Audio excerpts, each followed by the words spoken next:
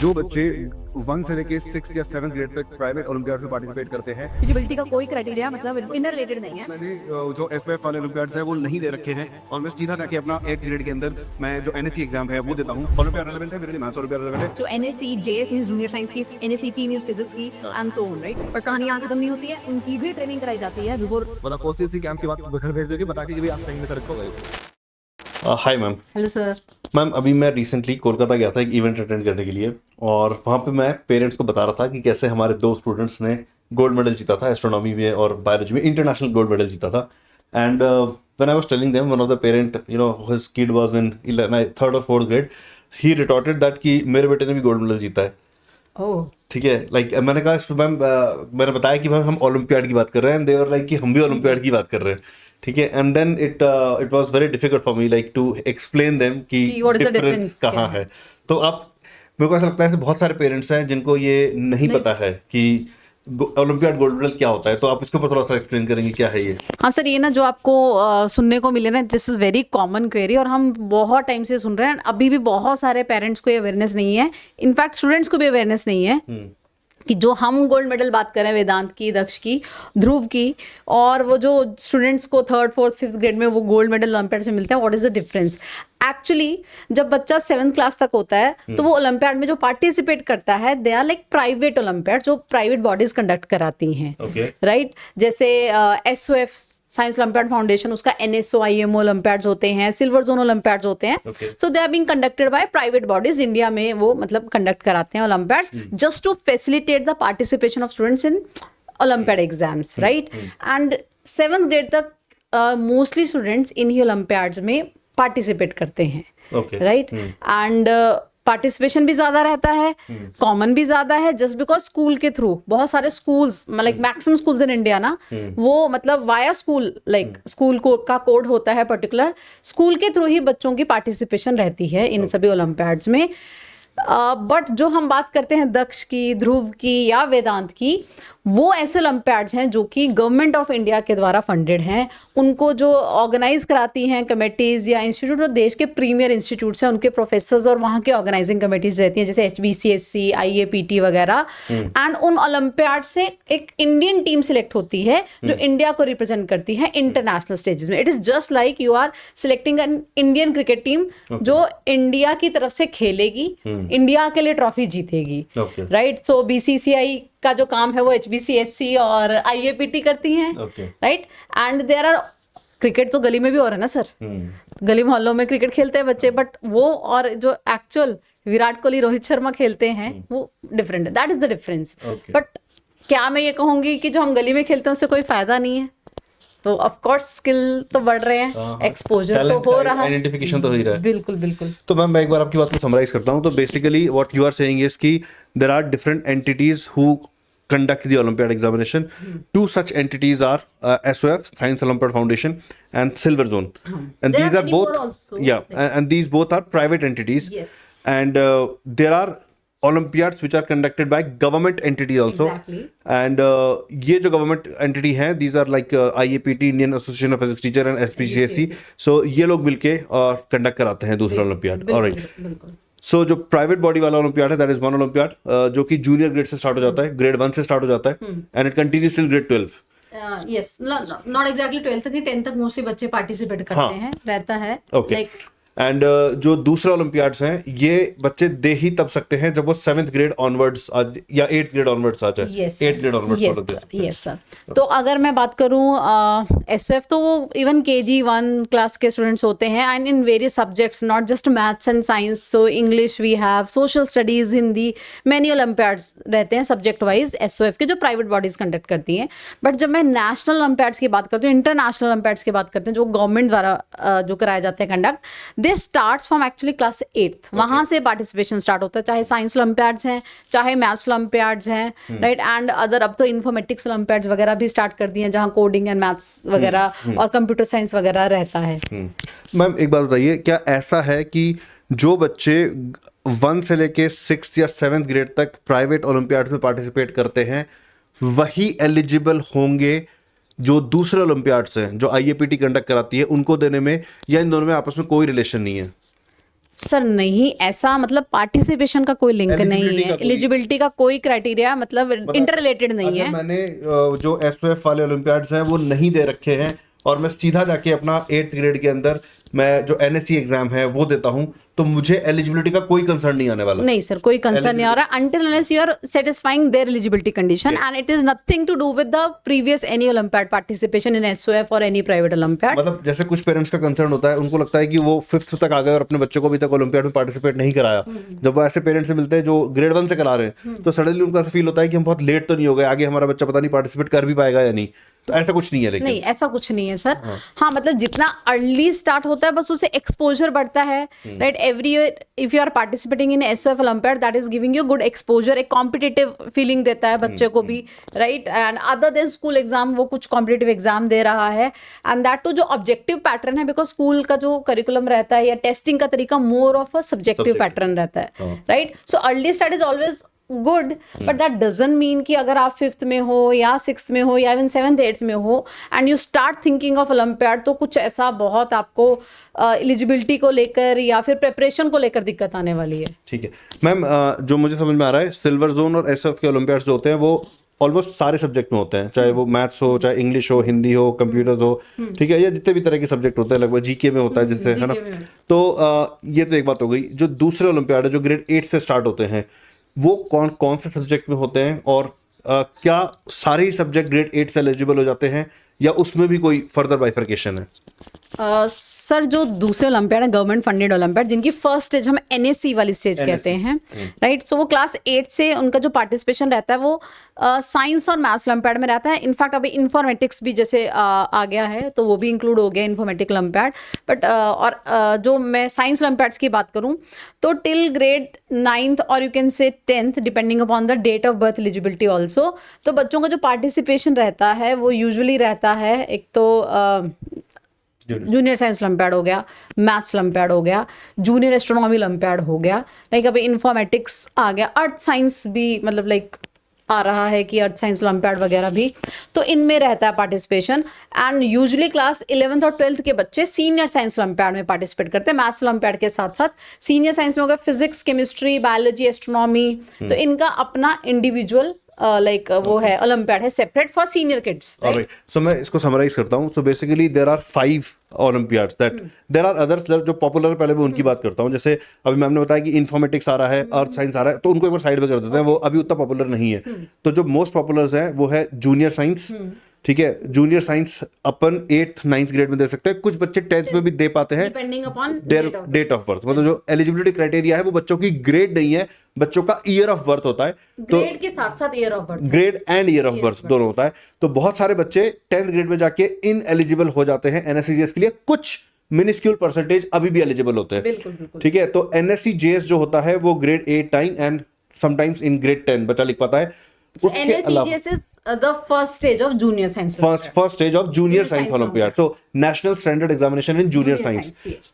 इसके अलावा जो सब्जेक्ट्स है वो है physics, corresponding enzyme name is NSEP, national standard examination in physics. Similarly NSEC chemistry का, सिमिलरली एस्ट्रोनॉमी का NSEA।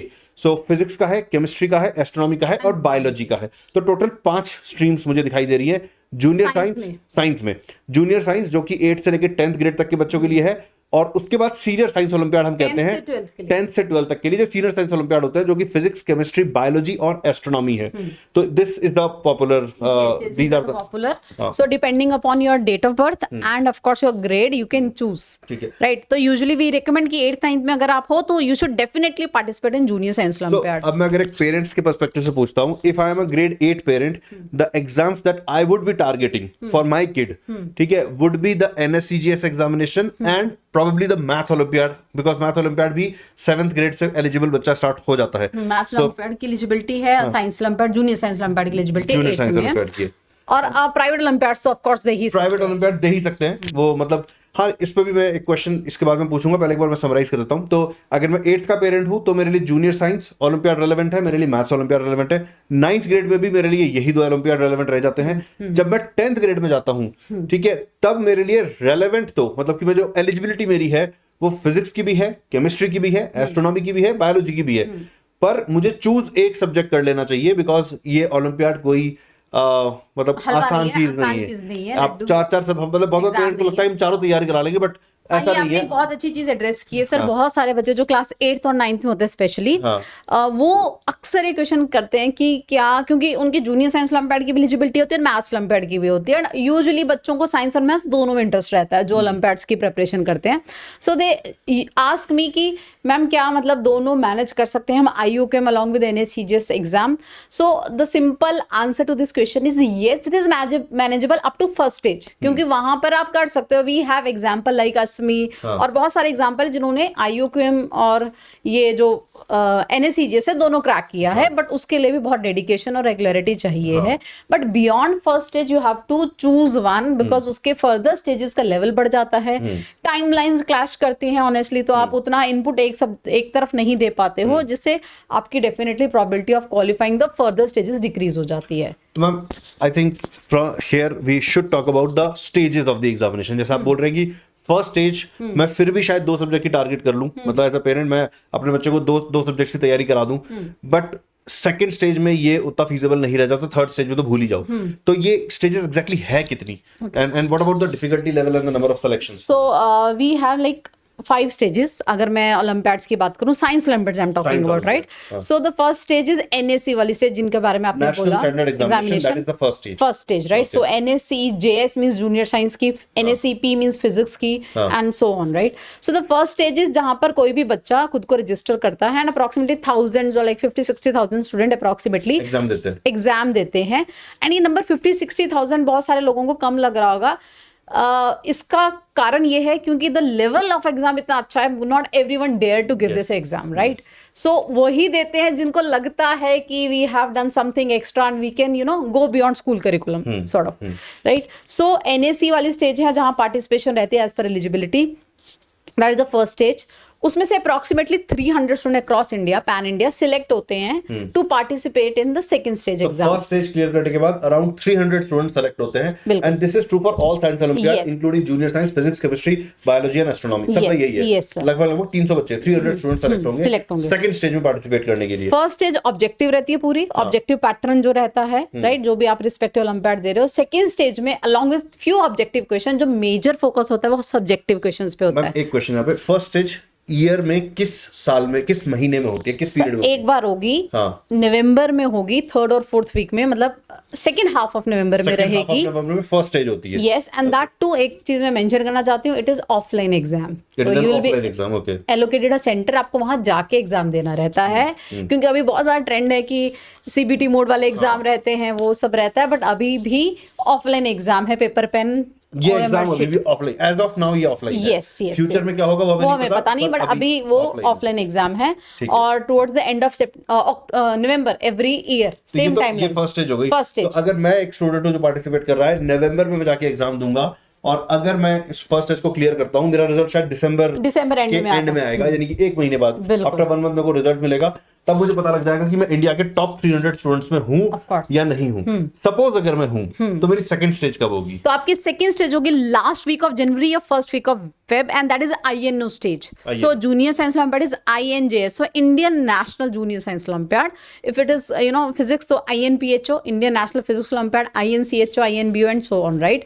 So second stage 3 hour long testing, okay, subjective, objective both, and that happened in the last week of January or the first week of February.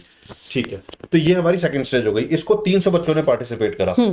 Second stage के जब result आते हैं, तो इन 300 बच्चों में से कितने बच्चों को सेलेक्ट करने का एम्बिशन रहता है? मतलब जो कंडक्टिंग बॉडी है, कितने बच्चों को सेलेक्ट करती है वो नेक्स्ट स्टेज के लिए? सेकंड स्टेज के क्वालिफायर्स आर अप्रोक्सीमेटली 35 10% मान लेते हैं। हाँ, 35 स्टूडेंट्स अप्रोक्सीमेटली सिलेक्ट होते हैं आफ्टर सेकंड स्टेज। यही मैं ऐड करूंगी, जूनियर साइंस ओलंपियाड में जो बच्चे पार्टिसिपेट करते हैं सेकंड स्टेज, उससे 2 टीम सिलेक्ट होती हैं, 2 मतलब फर्दर बैचेस सिलेक्ट होते हैं for third stage. One is for junior science, 35 student, top 35, next 20 student as per the merit, right, जिन्होंने सेकंड स्टेज लिखी थी INJSO वाली, they will be selected for the third stage of junior astronomy. So मैं वापस से clarify करता हूँ, INJSO exam देते हैं 300 बच्चे। उन 300 बच्चों में से जो फर्स्ट 35 किड्स हैं, they become eligible for the third stage, जिसका नाम है OCSC camp like for junior वो science. जूनियर साइंस की इंडियन टीम का पार्टिसिपेट बनने की राह पे आगे बढ़ Yes, जाते हैं। third stage में आ गए अभी वो राह क्या है वो बताएंगे अभी,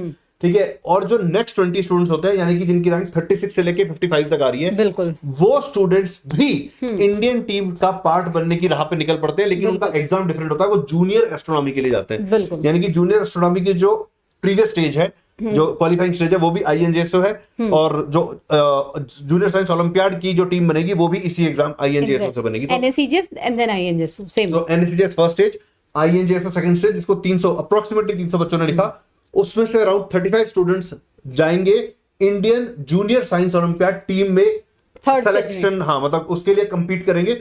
और जो रिमेनिंग 20 है, जो फर्स्ट 20 स्टूडेंट्स है, after the 35 kids, they will vie for a position in the Indian team for junior astronomy. Yes. ये हमारा स्ट्रक्चर हो गया, बिल्कुल। जूनियर साइंस का हो गया। बिल्कुल। फिजिक्स, केमिस्ट्री, बायोलॉजी और एस्ट्रोनॉमी, उसमें क्या होगा? वही 35 स्टूडेंट्स। उसमें एंड वही वहां मैं 35 एक और चीज बताऊं, हाँ। जो सीनियर साइंस ओलंपियाड है सर, उसकी भी अभी लास्ट ईयर से ग्रुप A ग्रुप B में डिवाइड कर दिया गया है। Okay. So group A basically वो जो बच्चे हैं क्लास 12 के ग्रेड के, और ग्रुप B जो 10th और 11th ग्रेडर्स हैं जो सेम एग्जाम लिखेंगे, तो उनकी जो कट ऑफ्स रहती हैं फॉर सिलेक्शन वो भी डिफरेंट रहती थोड़ी सी अलग रहती है। मतलब कि अब से जो फिजिक्स, सपोज INPHO 300 बच्चों ने दिया, उन 300 बच्चों में से अराउंड 35 सेलेक्ट फर्स्ट होंगे। स्टेज ओनली, फर्स्ट स्टेज में भी फर्स्ट स्टेज में भी मतलब ग्रुप A ग्रुप B में डिवाइड कर दिया है। Okay. तो अगर आप 10th ग्रेड में हो और आप फिजिक्स ओलंपियाड लिख रहे हो, सपोज NSCP फर्स्ट स्टेज लिख रहे हो, और आप 12th ग्रेड में हो, एक बच्चा जो NSCP लिख रहा है, दोनों को जो जज करने का जो पैरामीटर सिलेक्शन को सेम नहीं होगा, बिकॉज़ पेपर सेम है, पेपर सेम है, कट ऑफ डिफरेंट है। ग्रुप्स में डिवाइड कर दिया कि 10th और 11th का एक ग्रुप है, 12th वाले किड्स का अलग ग्रुप है, because to make it more fair, एक different version of quota system. Exactly, मतलब to make it more fair, because हाँ, है ना 10th 10th और 11th के बच्चों को फेयर कंपटीशन देने के लिए, फेयर चांस देने के लिए to be a part of Indian team. हाँ, चलो ठीक है, हम ये 35 बच्चों में सेलेक्ट हो गए। ये हमारी कौन सी सेकंड स्टेज क्लियर हो गई? ठीक है। NSCGS फर्स्ट स्टेज थी, INJSO सेकंड स्टेज थी।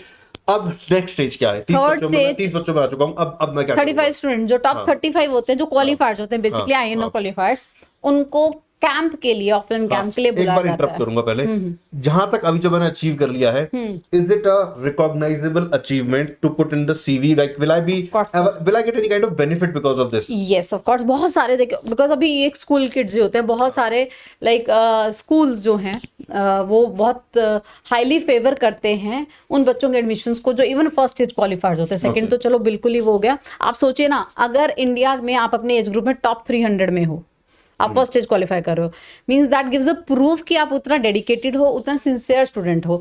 और अगर आप सेकंड स्टेज क्वालिफाई करते हो, that means you are among the top 35 students of your age group in that particular subject. Science है, मैथ्स है, फिजिक्स है, केमिस्ट्री है, वो बहुत बड़ा क्रेडेंशियल रहता है सर। स्कूल्स के साथ साथ जितना भी फर्दर जो भी कोचिंग इंस्टीट्यूट्स हैं, दे ऑल्सो फैसिलिटेट कि ऐसे बच्चे आए पढ़ें, स्कॉलरशिप्स प्रोवाइड करते हैं।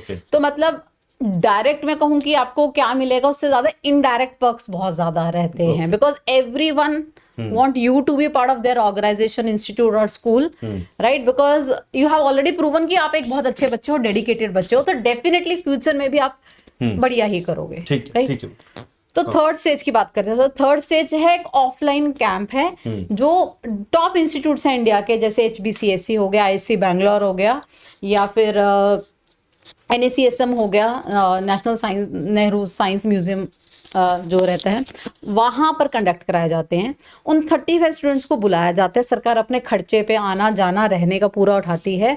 उन बच्चों को कैंप्स देते हैं, वहाँ इंडिया के टॉप प्रोफेसर्स HBCSE के लेक्चर्स देते हैं, प्रैक्टिकल्स कराते हैं, राइट? तो बहुत इंटरेक्शन रहता है, एंड उसके बाद उनका एक सिलेक्शन टेस्ट लिया जाता है, जिससे अल्टीमेटली उन 35 के स्टूडेंट में से after taking selection test Indian team select की जाती है कॉरेस्पॉन्डिंग या रिस्पेक्टिव। तो OCSC कैंप में जाना इस बात की गारंटी नहीं है कि मैं टीम में सेलेक्ट हो रहा हूँ? नहीं सर। अच्छा, और ये कैंप की ड्यूरेशन जैसे एक दिन का होता है, 2 दिन का होता है, वीक का रहता है, 10 डेज का रहता है, डिपेंडिंग अपॉन अलग अलग सब्जेक्ट के अलग अलग ड्यूरेशंस होते तो रहता है 5 डेज टू वीक तो मिनिमम ड्यूरेशन रहती है। एंड बहुत बढ़िया एक्सपोजर। आप सोचो ना, you are a part of camp जहाँ पे आप जैसे इंडिया के टॉप 35 स्टूडेंट्स हैं, आपको उनसे इंटरेक्शन करने का, रहने का मौका मिलेगा, एंड दैट टू जो आपको लेक्चर्स मिलेंगे इंडिया के टॉप प्रोफेसर से मिलेंगे, आप प्रैक्टिकल्स करोगे लैब में, कितना कुछ सीखने को मिलेगा, स्टेज पे कितना एक्सपोजर होगा आपका। सोफिस्टिकेटेड लैब्स जो प्रोफेसर होते हैं दे आर डिग्निटरीज, लाइक वो Exactly. अपने फील्ड के एक्सपर्ट्स होते हैं, बिल्कुल। एंड इंडियन गवर्नमेंट के हाईली वैल्यूड रिसोर्सेज होते हैं। Exactly. मतलब कुछ केसेस में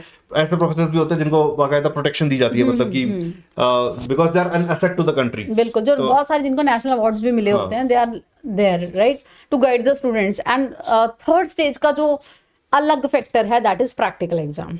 फर्स्ट सेकंड स्टेज तक थ्योरी एग्जाम बेस्ड पे ही सिलेक्शन हो रही थी, बट थर्ड स्टेज जब कैंप में आप पहुंचते हैं वहां पर प्रैक्टिकल्स का बहुत इंपॉर्टेंट रोल होता है, राइट? बिकॉज उसके आगे जो लास्ट स्टेज है IGSO या जो इंटरनेशनल स्टेज है उसमें प्रैक्टिकल की बहुत इंपॉर्टेंस होती है। तो OCSC स्टेज में एक जो डिस्टिंक्शन का फैक्टर आता है that is practical knowledge. Practicals कराए जाते हैं, बताए जाते हैं और उनका टेस्ट लिया जाता है। सो उसके बेस पे टॉप 4 और टॉप 6 स्टूडेंट सिलेक्ट होते हैं जिनको हम कहते हैं इंडियन टीम सिलेक्शन। बट कहानी यहाँ खत्म नहीं होती है, उनकी भी ट्रेनिंग कराई जाती है बिफोर। मतलब OCSC कैंप के बाद घर भेज देंगे बता के कि भाई आप टाइम में सेलेक्ट हो गए हो, जो नहीं हुए उनको भी बता देंगे कि आप भी सेलेक्ट नहीं हुए। Exactly. तो उनकी जर्नी वहीं पे खत्म हो गई। बिल्कुल। लेकिन जो सेलेक्ट हो गए हैं अब उनको वापस बुलाया जाएगा जाएगा। PDT camp, pre departure camp के लिए। ये भी एक कैंप है। हाँ, इंटरनेशनल स्टेज से पहले मतलब तैयारी करनी है। फॉर एग्जाम्पल आपने मिस इंडिया की सिलेक्शन कर ली, बट उसको मिस यूनिवर्स या मिस वर्ल्ड के लिए पार्टिसिपेट करना, तो आपको ग्रूम करना पड़ेगा, सिखाना पड़ेगा, पूरी प्रॉपर बकायदा ट्रेनिंग होती है। It is just that right कि आप इंडियन टीम का पार्ट हो ना, यू आर रिप्रेजेंटिंग इंडिया, तो और ज्यादा गवर्नमेंट पे ओनस बढ़ जाता है कि उनकी अच्छे से ग्रूमिंग हो, क्योंकि अल्टीमेटली वो देश को रिप्रेजेंट कर रहे हैं इंटरनेशनल प्लेटफॉर्म पे, जहाँ 80 countries approximately 80 to 100 countries participate करने वाले हैं, जो अपने बेस्ट कैंडिडेट्स को भेजने वाले हैं। तो प्री डिपार्चर कैंप में उन बच्चों की जो इंडियन टीम है ट्रेनिंग होती है, उनके एकेडमिक प्रैक्टिकल्स थ्योरी सेशंस रहते हैं, और that too by the top professors of India, so that they can be prepared to bring gold for India.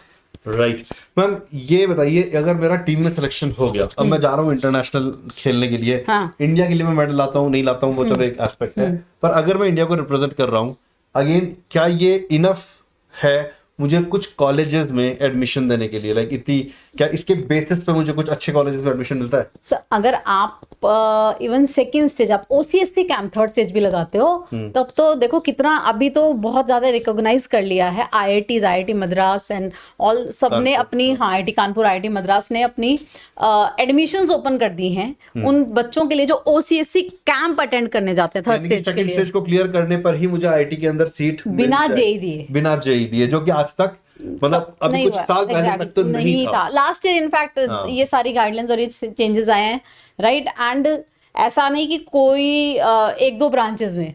So IIT Madras ने अपनी सारी फ्लैगशिप ब्रांचेस ओपन कर दी हैं फॉर OCSC कैंडिडेट जिन्होंने OCSC attend किया है, राइट? सो अपने आप में अगर आप किसी सब्जेक्ट से प्यार करते हो, मैं तो ये कहती हूँ आजकल बच्चों को, अगर आपको, बहुत सारे बच्चे होते हैं ना सर JEE एग्जाम में मैम ये 2 सब्जेक्ट तो आते हैं, ये नहीं आता, या ये आता है वो नहीं आता, तो JEE जाना मुश्किल लगता है कि तीनों मैनेज नहीं होंगे क्योंकि एक तो बिल्कुल ही नहीं आता, तो उनके लिए तो best way to get into IIT is that to IIT Chennai जैसे, मतलब लाइक, तो हाँ मतलब टॉप मोस्ट IITs में, तो वो आप एक जो सब्जेक्ट आता है, सपोज आपको फिजिक्स आता है, फिजिक्स पकड़ लो, सेकंड स्टेज तक क्लियर करो and you can get a chance to be a part of IIT।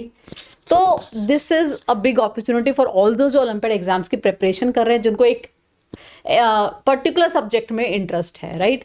And final stage sir वही है इंटरनेशनल स्टेज, और वहां अगर आपका मेडल आ जाता है, जो मोस्टली इंडियन स्टूडेंट्स का आता है बिकॉज इतनी अच्छी ग्रूमिंग और इतनी अच्छी ट्रेनिंग होती है, तो MIT, स्टैनफोर्ड, ऑक्सफोर्ड जैसे टॉप वर्ल्ड के प्रीमियर इंस्टीट्यूट्स आपको एडमिशन देते हैं सर। लाइक दे एनकरेज दो स्टूडेंट्स, उनके एडमिशन, उनके प्रोफाइल्स को एडवांटेज मिलती है, प्रेफर किया जाता है। Those are when we say admission we are talking about undergrad studies, undergrad studies, मतलब पोस्ट ग्रेजुएशन में तो चलो तुम चले ही जाते हो, तुम अच्छे कॉलेज में IIT में जाके वहां से चले ही जाते हो, बिल्कुल बिल्कुल, पर we are talking about undergrad studies जो बहुत मुश्किल रहता है सिलेक्शन, बहुत फॉरेन स्टूडेंट्स की सिलेक्शन बहुत कम परसेंटेज रहती है। MIT जैसे बहुत सारे बच्चे हैं कि MIT कैसे जाएं, स्टैनफोर्ड कैसे जाएं, सो द क्लियर जो short way out is be a olympiad gold medallist. So अगर आपका मेडल आता है, जो आता है यूजुअली हमारे जो इंडिया के बच्चे हैं, दे आर सो ब्रेनी कि वो अच्छा परफॉर्म करते हैं and they can get into, even जो हमारा स्टूडेंट ध्रुव भी रहा है presently, he is in MIT only, right?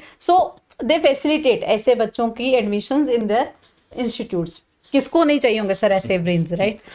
So olympiad Indeed समय के साथ बहुत ज्यादा पॉपुलर हो रहे हैं, उनकी रिकॉग्निशन बढ़ रही है, बहुत सारी विंडोज ओपन हो रही हैं जो कि एब्जॉर्ब करती हैं ऐसे गुड कैंडिडेट्स को, राइट, जो टॉप इंस्टीट्यूट्स हैं इंडिया के और वर्ल्ड के, दे आर नाउ मतलब welcoming these students with open arms. Like इतना शायद पहले नहीं होता था, अवेयरनेस भी नहीं है।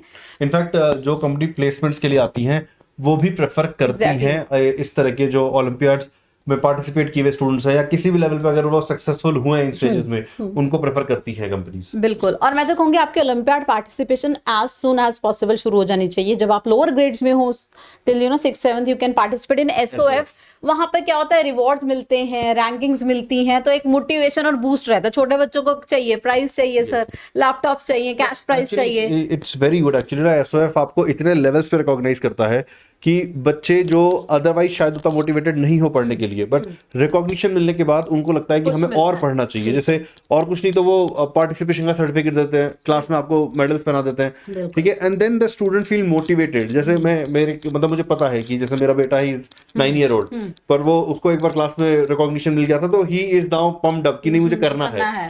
तो that is something which is good. So participating in private Olympiads till 6th or 7th grade is good because it gives you a boost, right? But जैसे आप 8th में आते हो, we highly recommend कि आप जो इंटरनेशनल ओलंपियाड्स हैं, the government funded olympiads हैं, बिकॉज वो ऑल टुगेदर आपकी स्किल्स को, थिंकिंग स्किल्स को, क्रिटिकल एनालिसिस को इतना इवॉल्व कर देंगे, क्योंकि जो SOF हैं they are sticking around the school syllabus. But जो ये ओलंपियाड्स हैं जिनकी हम बात कर रहे हैं, NSE वाले गवर्नमेंट फंडेड, आपको पुश करेंगे to explore the subjects way beyond your school curriculum, and that will help you to evolve your thinking, जो कि फ्यूचर में आप कोई भी एग्जाम दोगे, beat JEE, beat NEET, beat IAS, right, वो कॉम्पिटिटिव तो बच्चों यहाँ पे ना यही समझना जरूरी है कि एग्जाम्स तो जैसे बोर्ड के भी होते हैं, वो भी पूरे इंडिया में हो रहे हैं, ठीक है, तो उन बोर्ड से हम ये क्यों नहीं फिगर आउट कर पा रहे कि इंडिया के टॉप 300 बच्चे कौन से हैं, ठीक है, why do we need these examination, because these examinations they force you to punch above your weight, ठीक है। तुम 9th-10th में हो, लेकिन तुमसे 11th-12th की चीजें पूछ लेंगे और तुम्हें वो तैयार करनी पड़ेंगी। हर बच्चे के बस की बात नहीं होती है, and therefore they give you an opportunity to distinguish yourself from the crowd, ठीक है। स्कूल एग्जाम से नहीं कर सकते। सेम चीज SOF के साथ भी होती है। SOF में आप जिस भी ग्रेड का SOF एग्जाम पार्टिसिपेट कर रहे हो, आप उसी ग्रेड की पढ़ाई को एक्सेल कर रहे हो, आप उसी लेवल को आप पूरी तरह से एक्सप्लोर कर रहे हो। जबकि NSCJS पे क्या होता है कि आप अपने से ऊपर वाले लेवल को एक्सप्लोर करते हो। तो therefore these exams become very difficult and they require specialised preparation, dedicated preparation. आप ऐसा नहीं सोच सकते कि मैं अगर स्कूल जा रहा हूँ और मैं स्कूल में बहुत अच्छा कर रहा हूँ तो मैं NSCJS में भी अच्छा कर लूंगा। जनरली ऐसा नहीं होता है, क्योंकि एग्जाम में जो टॉपिक्स आ रहे हैं वो आपके स्कूल करिकुलम से आगे के टॉपिक आ रहे हैं, आपने अभी वो टॉपिक पढ़े ही नहीं है और वो एग्जाम में आ जाएंगे। और in depth understanding of science और मैथ्स चाहिए होती है। ऐसा नहीं कि रोट नॉलेज है, लर्न करके रट्टा मार के definitions, you can clear these type of exams. एक चीज सर, एक और डाउट है जो पेरेंट्स बहुत ज्यादा लगता है पेरेंट्स को रिगार्डिंग ओलंपियाड, कि अगर हम NSCJS जैसे ओलंपियाड्स में बच्चे को प्रिपेयर कराते हैं, क्या वो ओवरबर्डन हो जाएगा, प्रेशर ज्यादा हो जाएगा स्कूल के साथ मैनेज करना, बिकॉज स्कूल भी जाता है रेगुलर बच्चा टिल 10th। तो इसमें मेरे क्लियर है कि अभी जो स्कूल का करिकुलम है बहुत ही रिड्यूस्ड है, राइट, और उतना बच्चा मैनेज कर लेता है, उसके बाद भी बच्चे के पास बहुत सारा टाइम होता है। Rather we are under using their brain academically, right. तो हम उतना उसको फूड ही नहीं दे पा रहे हैं, जितना वो डाइजेस्ट करता है हम उसको कम फूड दे रहे हैं, उसकी एपेटाइट ज्यादा है। और एक और पर्सपेक्टिव ये भी है सोचने का कि अगर अल्टीमेट एम JEE या नीट है, तो बच्चा अगर NSCJS की तैयारी नहीं करेगा 8th, 9th, 10th ग्रेड में, फिर वो 11th में जाके जब JEE नीट को स्टार्ट करेगा, तो उस पे जो प्रेशर बिल्ड होता है, हम उस प्रेशर को रिलीव कर देते हैं अगर हम 8th, 9th, 10th में ही NSCJS की तैयारी करा देते हैं। तो इट्स लाइक कि properly proper time management spent done over a period of 5 years। आप शुरू के 3 years को बहुत रिलैक्स रख रहे हैं, बच्चा खूब मजा कर रहा है, बहुत अच्छी बात है, अपनी लाइफ एंजॉय कर रहा है, पर अगर उसको ये सारी एफर्ट 2 साल के अंदर कंडेंस करके करनी पड़ेगी, तो फिर बच्चा उस समय प्रेशर फील करेगा। तो व्हाई नॉट इवनली, उसको इवनली स्प्रेड कर दो 5 साल के अंदर। बिल्कुल, ग्रेजुअल ट्रांजिशन, राइट। मुझे याद है सर, जब मैं 10th से 11th में गई थी, तो मुझे एकदम से, जिसे कहते हैं ना, शॉक लगा था seeing the difference in the level of the syllabus, right. तो मतलब ऑनेस्टली पहले कुछ महीने तो आई वाज सो डीमोटिवेटेड कि यार इतना कैसे होगा, इतना कैसे पढ़ेंगे। दो I was a topper, school topper थी मैं, मतलब एवरेज तो छोड़ दो, I was a school topper, तब भी मेरी हालत खराब हो गई थी लिटरली। मतलब कि इतना डीमोटिवेट हो गई थी कि इतना तो कर ही नहीं पाएंगे, इतना तो कर ही नहीं पाएंगे, कैसे होगा। सो वो 6-7 मंथ्स तो ना, बहुत सारे बच्चे जो सडनली 11 से स्टार्ट करते हैं उनके खराब हो जाते हैं sir. And then by the end of 11th they feel कि अरे कुछ भी नहीं हुआ है, ये we have already lost the journey type, ये मतलब हर साल का होता है। लाइक हर बच्चा जो 11th खत्म करके 12th में जा रहा होता है उसको ये लगता है कि मेरी 11th और अच्छी हो सकती थी, है ना। उसका रीजन यही है कि बच्चों को 11th में आने के बाद एक शॉक मिलता है, ठीक है। वो एक अलग टॉपिक है जिसके ऊपर बाद में डिटेल में बात की जा सकती है, but yeah it's a good idea to actually spread the preparation over a period of 4 years rather than putting it in 2 years. So yes, it's a good idea to prepare the student for NSCGS. and it's not about whether you clear the NSCGS. Ultimately 300 students are going to make it, right? But if you prepare na, trust me, मतलब you'll see the results in all the upcoming exams. If you are dedicated enough for the exam preparation, ना चाहे तुम qualify किए हो नहीं किए हो, इससे अच्छा फाउंडेशन कोर्स कोई हो ही नहीं सकता फॉर जेई और नीट और एलसीए, राइट।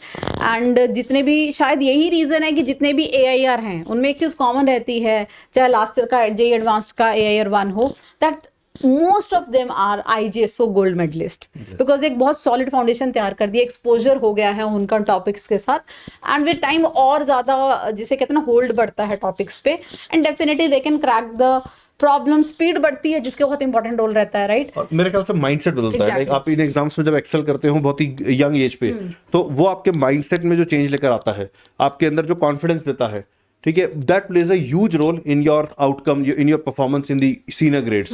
तो जैसा मैम ने कहा कि most of the students are actually IGSO gold medallist, तो रीजन वही होता है कि आपने इतनी यंग एज में जब सक्सेस का स्वाद चख लिया है, एक तो आदत लग जाती है उसकी, यू नो, जैसे शेर के मुंह को खून लग गया, अब उनको चाहिए वो, है ना। और इतना एक्सपोजर, इंटरनेशनल लेवल पे एक्सपोजर मिल चुका होता है, बच्चों को देख चुके होते हैं, इतने लोगों से इंटरेक्ट कर चुके होते हैं, पूरा का पूरा माइंड एकदम ओपन हो चुका होता है उन लोगों का। दे अंडरस्टैंड कि कंपटीशन क्या होता है, how to beat the competition. और बहुत सारे बच्चों को लगता है कि मैं तो एक एवरेज स्टूडेंट हूँ, मतलब मुझे करना चाहिए कि नहीं। अगर तुम एवरेज स्टूडेंट हो but you are clear that you are going to make your career in the field of science and technology, चाहे तुम डॉक्टर बनना चाहते हो, इंजीनियर बनना चाहते हो, रिसर्च में जाना चाहते हो, देन दिस इज, मतलब olympiad preparation is like must have, Yes. Right. चाहे तुमको लगता है तुम एवरेज स्टूडेंट हो, या you need not to be topper of the class, honestly, बस एक डेडिकेशन और कंसिस्टेंसी चाहिए होती है, and that will make all the difference in the future exams and the way you know, एक एग्जाम टेम्परामेंट आ जाता है, राइट। मतलब तुम मेडल जीतो ना जीतो, लेकिन तुम अपने पोटेंशियल को इम्प्रूव कर रहे होते हो, ठीक है। तुम बिना NSCGS तैयारी के जो बेस्ट आउटकम अचीव कर सकते थे, तुम अगर तैयारी करके करोगे तो शायद उससे और बेहतर आउटकम अचीव करोगे। सो इट्स लाइक कि increasing your own potential bye preparing for this exam. So I hope we have cleared most of the doubts that students have regarding Olympiad exams. Still, if you have any doubt, आप लिख सकते हो video के comment section में लिख दो, we would definitely answer your query. But one thing is for sure कि अगर तुम्हें कोई सब्जेक्ट पसंद है, साइंस पसंद है, please get exposed to Olympiad exam preparation, right? Because this is something which is going to help you in a longer run. Yes. Right? All right. So thanks very much, students, for watching this session, and we'll see you in the next session. Bye-bye. Bye.